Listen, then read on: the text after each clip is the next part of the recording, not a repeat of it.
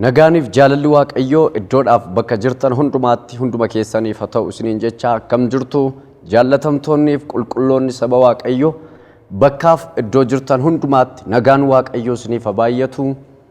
Egaa Waaqayyo isa karaa hundumaa gargaaree asiin nu ga'e rakkinniif wanti baay'ee nama sodaachisu rakkisaan jibbisiisaaf dadhabsiisaan utuu jiru Waaqayyo garuu barruusaa isa qulqulluuf isa gaarii ta'e irratti baatee asiin nu ga'e waan hundumaa gaarii isa godhe guddisnee galateeffannaa.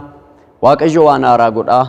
Kanaaf fuula keessan amma kanan dhiyaadhe akkuma amala keenya kana dura gochaa kan turre yeroo baay'ee irra deddeebinee dubbachaa kan turre yeroo baay'ee waliin kan turre yeroo baay'ee waliin deddeebi'aa kan turre dhimma gargaarsa televezyiinii ifa fayyinaa yeroo dheeraadhaa kaasnee walii wajjiniin hojjechaa turreerra waan ta'eef ammasuma kanaafan fuula keessanitti dhiyaadhee jira.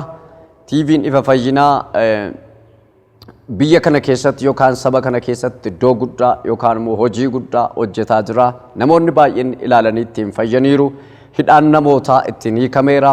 Warri naafatan TV kana ilaalanii dhufanii lafa kanatti ittiin fayyaniiru. Akkasumas immoo ba'aa gurguddaa rakkina gurguddaa kan qaban baay'een isaanii dhibee isaanii irraa ittiin bilisa ba'aniiru. Dhukkuba ikoonoomii irraa fayyaniiru, dhukkuba qaamaa, dhukkuba hafuuraa irraa fayyaniiru. Wanti guddaaniif wanti olaanaan lubbuu hedduun immoo televezyiinii kana ilaalee dhufee gara waldaa ifa fayyina addunyaatti Yesuus Kiristoosin akka fayyisaa lubbuu isaatti fudhataa jira jechuudha. Yeroon kun immoo yeroo hundumaa caalaa Kiristoos Yesuus dhufuu yerootti ga'eedha waan ta'eef yerootti hamma humna keenya waan dandeettii keenya ittiin hojii wangeela Kiristoos hojjennuudha waan ta'eef nuun warri dhaabbannee wangeela lallabnu dhaabbannee wangeela lallabna inni deemee immoo fiigee lallabuu hin dandeenye kennaansa hojii Waaqayyoo qabeenya isaatiin hojjechuu inni ta'e immoo karaa kana gargaarsa hojii wangeelaatiif godhee hojjeta jechuudha.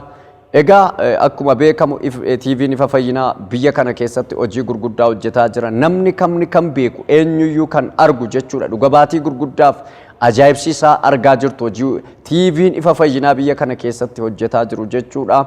Egaa maal jechuun barbaade fuula keessan kanan dhufe amma wanti televezyiiniin kun waggaa sadaffaa qabatee jira ergi hojii isaa jalqabee biyya kana keessatti afaan kanaan ispeeshaalii afaan Oromoodhaan hojii guddaa hojjetaa jira jechuudha TV'n kun.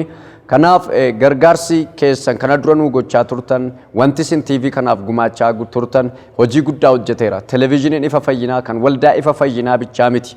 Kan guutummaa saba kanaati, kan guutummaa biyya kanaati, kan guutummaa gaanfa Afrikaati. Kanaaf TV'n kun damee isaa iddoo garaagaraatti babal'isee akkasuma waldaan keenya iddoo garaagaraatti babal'attee Finfinneetti hojii guddaa jalqabdee jirti. Namoonni baay'een ilaalanii fayyaa jiru.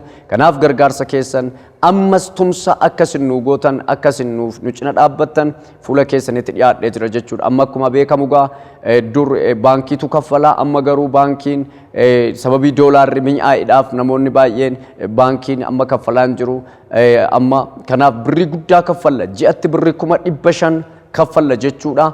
Kanaaf baay'ee doolaariin ol ka'ee mi'aayeera kan kana duraa caala akkasin nu cina dhaabbattan amma humna keessanii 1,000 kaaftanii amma dandeessan amma dandeettii keessanii TV ifa fayyinaa tursuudhaaf of harkatti qabachuudhaaf namni TV biyya lafaayyuun tumsa kun garuu kan bara baraati jireenya bara baraa kaawwachuudha mootummaa Waaqayyoo keessatti hojii hojjechuudha.